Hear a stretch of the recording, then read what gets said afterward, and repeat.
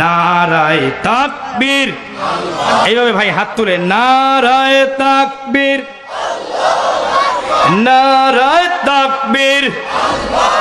আল কোরআনের আলো, আল হাদিসের আলো, কোরআন আছে যেখানে, কোরআন আছে যেখানে, নাস্তিক মুরতাদ যেখানে। ইসলামের জন্য এদেশের হয়েছে জন্ম, ইসলামেরই জন্য এদেশের হয়েছে জন্ম। ইসলামের বিরুদ্ধে গেলেই দেশ হবে ভিন্ন। ঠিক কিনা? এত জোরে কোন ঠিক কিনা? ইসলামের বিরুদ্ধে নিষে যারা অবস্থান, এই বাংলায় ঠাই হবে না, যাও হিন্দুস্তান। তোলো তোলো আওয়াজ তোলো, জোর কদমে সামনে চলো, সবাই মিলে একই তালে দাও না স্লোগান, নারায়ে তাকবীর। এইভাবে নারায়ে তাকবীর। আল কোরআনের আলো। দেখেন যেটা হাত তোলে না সেটা ওই দলের লোক। নারায়ে তাকবীর। আলেম ওলামা যেখানে, আজকের মাহফিল কতক্ষণ চলবে, কতক্ষণ চলবে? সারা রাত যারা চলবে তারা মোবাইলটা একটু বের করেন, বের করেন, বের করেন, মোবাইলটা একটু বের করেন, আপনাদের মোবাইলটা একটু বের করেন। যারা সারা রাত মাহফিল চলবে দয়া করে মোবাইলটা একটু বের করেন, হাতের মোবাইলটা বের করে লাইটটা জ্বালান, একটু মোবাইলটার লাইটটা জ্বালান। হ্যাঁ জ্বালান, হ্যাঁ এই তো মাশাআল্লাহ, মোবাইলের লাইটটা জ্বালান।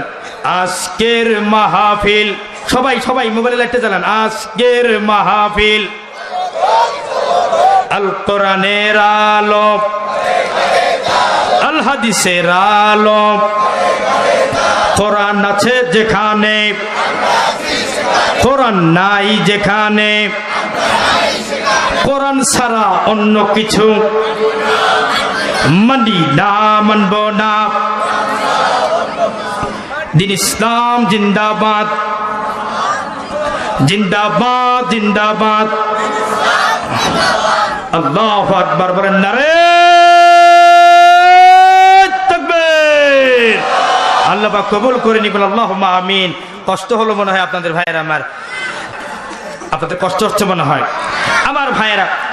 আল্লাহ রাব্বুল আলামিন বলেন, যেই জমিনে বেশি নির্যাতন হবে ওই জমিনের আসমানে আল্লাহ পাক গজবের দরজা খুলে দিবেন। বলেন তো কিসের দরজা খুলে দিবেন? আওয়াজ দিয়ে বলেন কিসের? যেই জমিনে বেশি জুলুম আর নির্যাতন হবে ওই জমিনের আকাশে আল্লাহ পাক চাবিটা ঘুরে এক গজব নাজিল করবেন। আমার ভাইয়েরা, গজব একটা আসে নাই? মজলুম ফরিয়াদের দোয়া কি আল্লাহ কবুল করে নাই? আর আওয়াজ দেন না। আসলো করোনা, আরে কি বিপদ! করোনার সময় তো আমি এখানেই ছিলাম। কি যে বিপদ! একজনের নাকের নিঃশ্বাস আর একজনের নাকের ভিতর দিয়ে গেলেই করোনা, জোরে বলেন করোনা, ঢুকে যায়। একজন বাড়ির গেটে গিয়ে সে তার চাবি দিয়ে গেট খুলবে, গেট খুলে যদি চলে যায়, তৃতীয় ব্যক্তি তার চাবি দিয়ে বাড়ির গেট খুলবে, করোনা। আগের ব্যক্তির করোনা থাকলে এই ব্যক্তির করোনা ঢুকে যাওয়ার সম্ভাবনা আছে না নাই? কি বিপদ, কি বিপদ! কি আল্লাহ পাক মহামারী নাজিল করলেন, কি বিপদ! কুত্তার করোনা হলো, হাসি দিল, করোনা সরে গেল। কি বিপদ! বিআইকে দেখলে আসসালামু আলাইকুম জড়িয়ে ধরে। আর এখন করোনা এসে কি বিপদ! বিআইকে দেখলে দূরে পালায়। ঠিক কিনা বল? দূরে পালাই কিনা? আমি এয়ারপোর্টে বসে আছি, দুইজন পুলিশ ভাই আমার দুই পাশে উজু করতেছে, আমিও উজু করতেছি। এক পুলিশ ভাই দৌড়ালো, আমি ভাবলাম বাপরে বাপ, এ কি করোনা! পুলিশ দেখে মৌলবি দৌড়ায়, এখন দেখি মৌলবি দেখে পুলিশ দৌড়ায়। চিন্তা করলাম কি, পিছনের যে পুলিশ সেও দৌড়ায়, হুজুর পালান, দেখতেছেন না চায়না থেকে লোক আসতেছে, মনে হয় করোনা আছে। ঠিক কিনা? কি বিপদ, কি বিপদ! পুলিশ গেল আসামি ধরতে, কাশি দেয়, পুলিশ আরো জোরে দৌড়ায় আসামি ধরা বাদ দিয়ে। কি বিপদ! এরকম নাজিল করেন যিনি, তিনি কে? এই মহামারী নাজিল করছে কে? আই কি বিপদ! ঘোষণা হলো, ঘর থেকে কেউ বাহির হবে না, ঘরের ভিতরে থাকতে হবে। আমরা প্রশ্ন করলাম, খাবো কি, বাজার ঘাট করবো কিভাবে? আমাদের সচেতন প্রধানমন্ত্রী আমাদেরকে জানিয়ে দিয়েছেন, বাজার ব্যাগটা 5 তলা থেকে নামায়া ওই বাজার ব্যাগে নিচ থেকে মাছ আর বেগুন দিবে, ওটা নিয়ে খাবা। যিনি মাছ আর বেগুন তুলে দেয় তার হাতেও যদি করোনা, কি বিপদ, কি বিপদ, বিপদ আছে না নেই?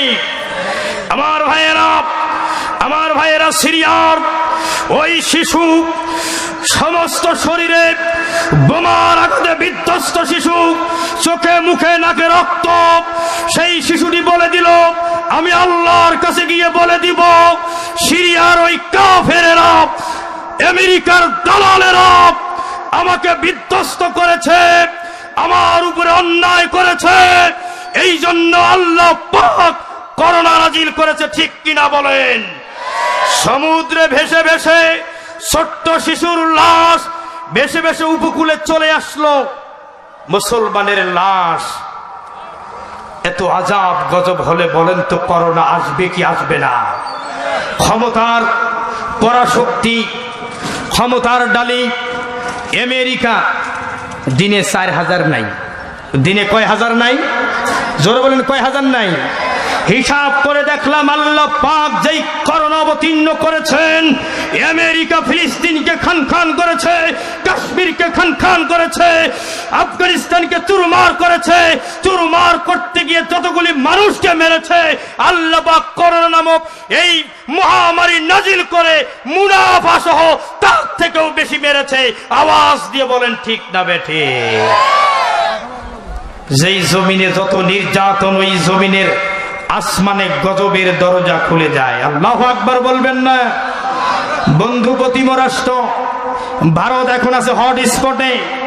এই ভারত দিবালোকে মুসলমান গরুর গোশত বহন করার কারণে টুকরো টুকরো করে মেরেছিল, যার কারণে আল্লাহ পাক করোনা নামক মহামারী ভারতকে উচিত শিক্ষা দিয়েছে। আওয়াজ দিয়ে বলেন ঠিক না বেঠে? আবার ভাইয়েরা যেই জমিনে যত নির্যাতন, ওই জমিনে আল্লাহ পাক তত মহামারী নাজিল করে দেন। শুধু কি তাই? আপনি অবাক হয়ে যাবেন। এই মহামারী তো ঠেকাতে হবে, মোকাবেলা করতে হবে। সবাই সবার জায়গা থেকে চেষ্টা করতেছিল, ভ্যাকসিন আবিষ্কার করতে হবে। খুব চেষ্টা করে কোনো কোম্পানি বলে দিল 3 বছরও সম্ভব না, কিছু কোম্পানি বলল 2 বছরও সম্ভব হতে পারে, আর কোম্পানি বলল কত বছর লাগবে আমার জানা নাই। ঠিক এমত অবস্থায় রাশিয়া খুব তড়িঘড়ি করে ভ্যাকসিন তৈরি করলো। সমস্ত দেশের বিজ্ঞানী বলল রাশিয়ার ভ্যাকসিন গ্রহণ করিও না, কারণ ওরা তড়িঘড়ি করেছে নাম কামানোর জন্য। কেউ গ্রহণ করলো না। ফাইজার কোম্পানি দ্রুত আবিষ্কার করে ফেলল। এটা পরীক্ষা করার জন্য সর্বপ্রথম আমার এক বোনকে পুশ করা হলো, পরীক্ষামূলক পুশ করা হলো। ফাইজারের যে প্রথম ভ্যাকসিনটা, আমার বোনের দাড়ি গজানো শুরু করলো। গোটা পৃথিবী যখন চাঞ্চল্যকর ইতিহাসে পড়ে গেল যে মা বোনেরা যদি ভ্যাকসিন দেয় তাহলে তাদের গোপ দাড়ি জ্বালায়, এটা আবার কেমন বিপদ? কি বিপদ বলেন না? কি বিপদ? এরপরে পরীক্ষা করতে গিয়ে আল্লাহ পাক আবার বলেন যে মহিলারা তো প্যান্ট শার্ট পরে, আবার ইন করে টাইট করে পরে, তাহলে দাড়ি মোছটা হলে তো ভালোই হয়।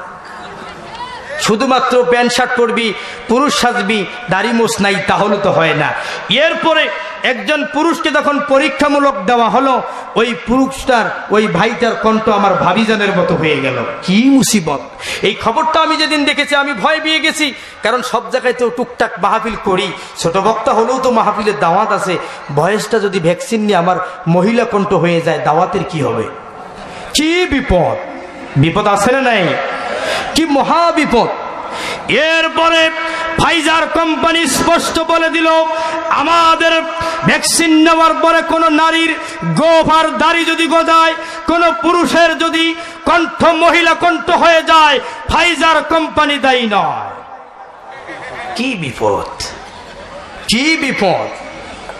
আল্লাহ পাক আমাদেরকে মহামারী থেকে যাই হোক পরবর্তীতে সাকসেসফুল ভ্যাকসিনের মাধ্যমে আল্লাহ পাক আমাদেরকে একটু শিক্ষা দিয়েছেন, আমাদেরকে বুঝার তৌফিক দান করেছেন।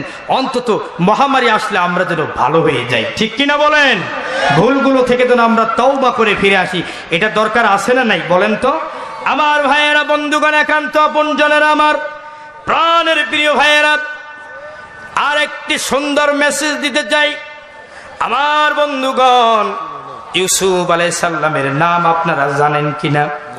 একটু বলেন জানেন কিনা ইউসুফ আলাইহিস সালাম কেমন নবী